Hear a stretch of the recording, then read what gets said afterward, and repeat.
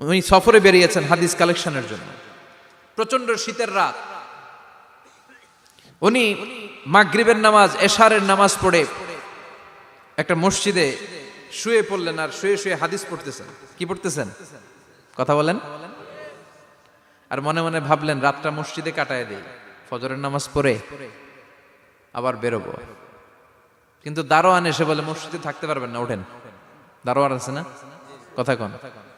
আহমদ ইবনে হাম্বল বললেন আমি শুধু রাতটা থাকতে চাই, আমি তো ফজরেরও মুসল্লি, ফজর নামাজ পড়বো তো এই মসজিদে, আমার থাকতে দাও। দারোয়ান তো দেয় না, কেন? মসজিদে থাকার জায়গা না, জান মিয়া। উনি যে আহমদ ইবনে হাম্বল এটা চিনে নাই, থাকতে দেয় না। কি করবে এখন? উনি কাঁথা গুছিয়ে হাদিসের কিতাব নিয়ে কাঁধের মধ্যে ব্যাগ নিয়ে মসজিদ থেকে বেরোয় গেলেন। কি আর করবেন, প্রচন্ড শীত, আর কাঁপতেছেন, বুড়ো মানুষ। পথিমধ্যে দেখলেন বাজার। বাজার একজন খাব্বাজ, শাবুন খাব্বাজ, যুবক রুটি বিক্রেতা। সে রুটি বিক্রি করে, চুলার মধ্যে রুটি সেকে। সে যে সালাম দিল আসসালামু আলাইকুম, যুবক বলে ওয়ালাইকুম আসসালাম। আহমদ ইবনে হাম্বল বলে যুবক আমার যাওয়ার জায়গা নেই, সফরে বেরিয়েছি, খুব শীতে কষ্ট পাচ্ছি, রাতে যদি তোমার এই চুলা থেকে একটু আগুন পোহাই কোনো সমস্যা? যুবক বলে না না সমস্যা না, আহলান ওয়া সাহলান, খোশ আমদেদ, আসেন আসেন, আপনি আগুন পোহাইলে আমার সমস্যা কি? সুবহানাল্লাহ পড়েন। আল্লাহ শুকরিয়া করে উনি বসলেন আর আগুন পোহাচ্ছেন। আর খেয়াল করলেন যুবক রুটি বানায় আর পড়ে আস্তাগফিরুল্লাহ, রুটির দলা বানায় পড়ে আস্তাগফিরুল্লাহ, খামির বানায় আর পড়ে আস্তাগফিরুল্লাহ, রুটি নিয়ে উনুনের ভিতরে চুলার ভিতরে সেকা দেয় আর পড়ে আস্তাগফিরুল্লাহ। দোকানদারের কাছে কেউ আসলেই সে রুটি দেয় আর পড়ে আস্তাগফিরুল্লাহ।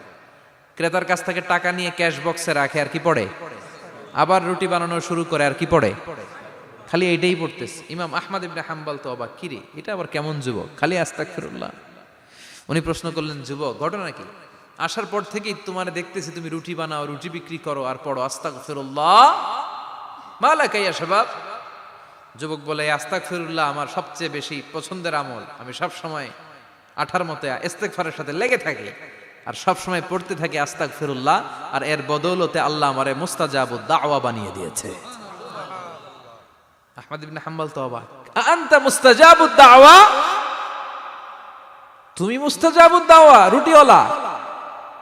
আমি এত বছর হাদিস পড়াই, আমিও তো মুস্তাজাবুদ দাওয়া না, আর তুমি রুটি বেচো বাজারে, তুমি মুস্তাজাবুদ দাওয়া, তুমি দোয়া করলে সব কবুল হয়ে যায়।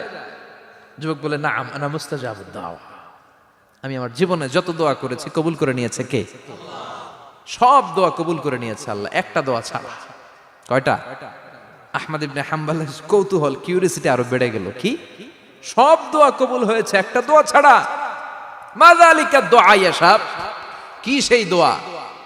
যুবক এবার বলতে শুরু করলো আমার জীবনে যে দোয়াটা আল্লাহ কবুল করে নাই সেটা হচ্ছে আমি আল্লাহর কাছে অনেক চেয়েছি, অনেক দোয়া করেছি যে আল্লাহ শুনেছি এই জামানার সবচেয়ে বড় মুহাদ্দিস, তার নাম নাকি ইমাম আহমদ ইবনে হাম্বল।